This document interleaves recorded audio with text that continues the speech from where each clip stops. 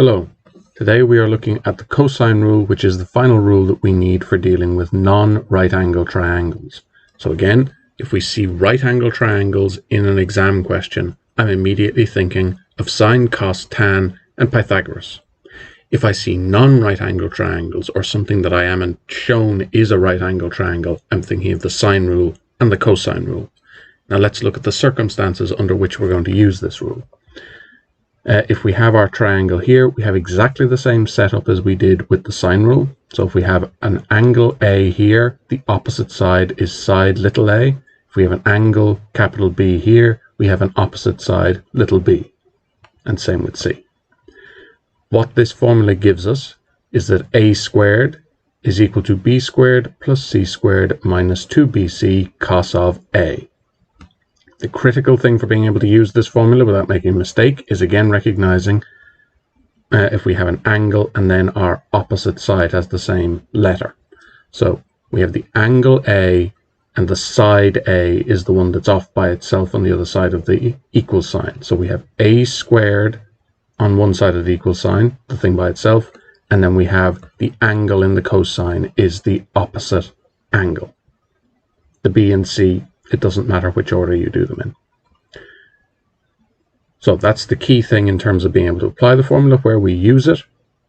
If we know all three sides of a triangle and we want to be able to find one of its angles, we're not able to do that using the sine rule. So this is an area where we need the cosine rule.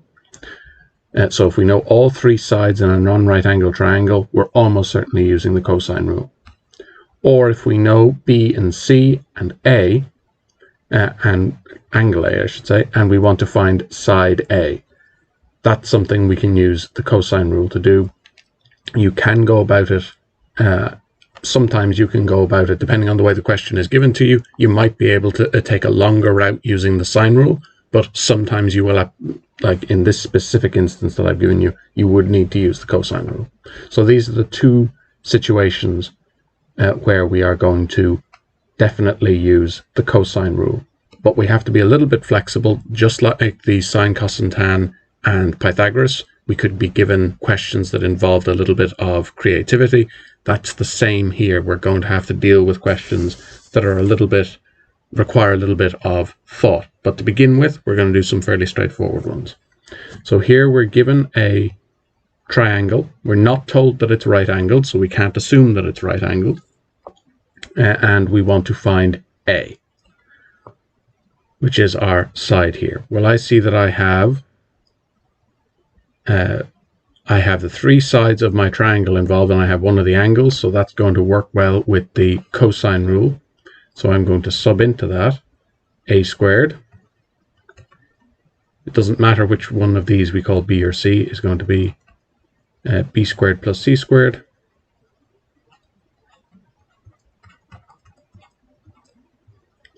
minus 2bc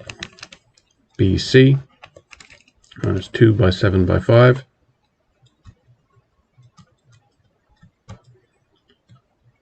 cos of 30 degrees. Now in this particular case, there's no algebra that we need to rearrange or anything. This is all numbers on this side of the equal sign. So all we have to do is throw all of that into our calculators and we will get 13.3782. In the middle of a question, it's good to go to 4 decimal places. Take the square root of both sides to get A by itself. In this case, we don't need to worry about taking plus or minus of the square root because A is a length. So we don't need to concern ourselves with the negative possibility. But we should always have in mind that that is something that we might need to take into account. And if we're not given any further guidance, we would usually give a final answer to 2 decimal places. And our answer was in meters in that question.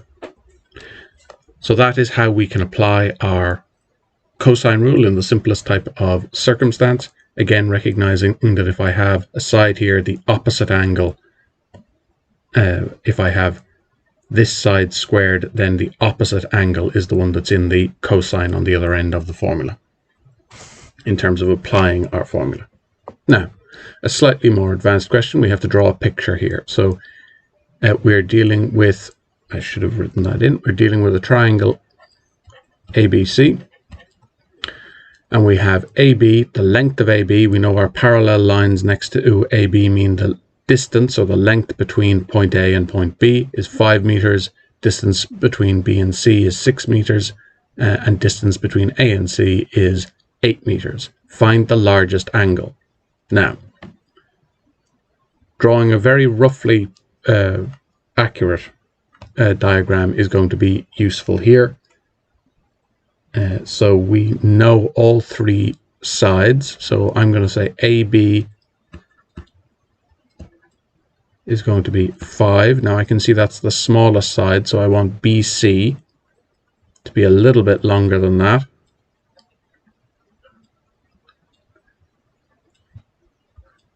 And I want AC to be even longer. It has to be 8 meters.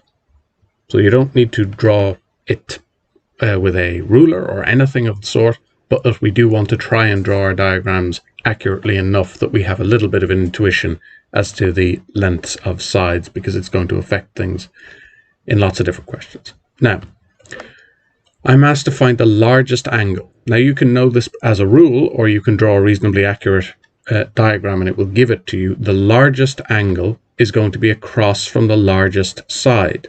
You can see that visually here. This angle is the largest one in the triangle, and it's across from, opposite the largest side. If I was asked for the smallest angle, that would be that angle here, because it's across from the smallest side.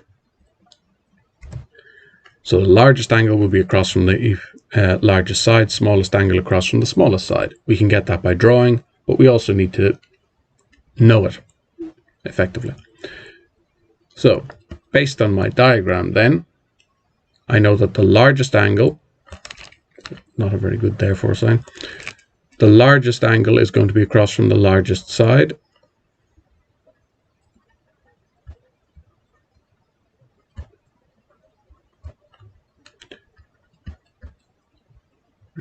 Across from largest side. Therefore, I'm looking for the angle. What angle is that? ABC. So I'm looking technically for the size of the angle ABC, but you're fine if you don't write in your modulus signs or your length signs. So that's what I'm looking for.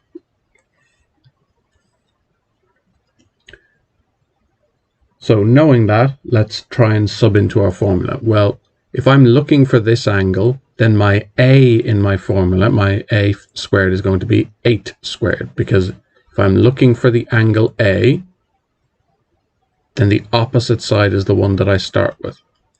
So 8 squared, I have my formula that I'm reading off here.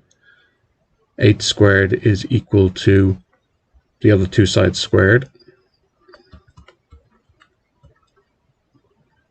minus 2 times 6 by 5, cos of, what do we call this? Theta. So our theta is our 0 with the squiggle through it. And it's a common letter we use for angles. So we sub in, we have subbed in, and they should actually be in brackets. Good practice. It can become very important in some parts of the course that when you're subbing in, you're always subbing in brackets. So we square that out. 64 is equal to 36 plus 25 minus 60 cos of theta. Rearrange.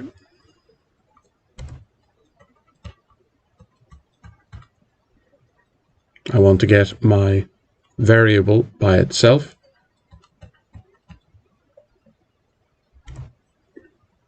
And I end up with 3 is equal to minus 60 cos theta. Divide both sides by 60 to get cos theta by itself.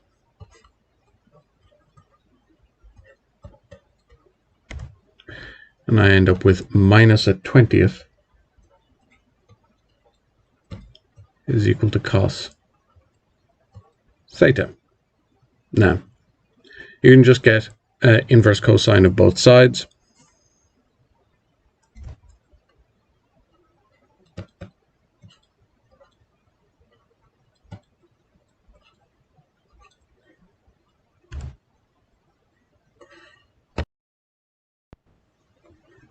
And you will get theta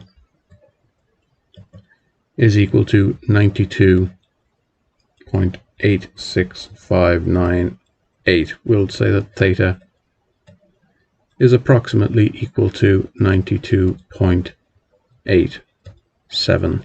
And don't forget your degrees sign. Now, I didn't write in the unit circle here. I could have, just to keep myself in good practice.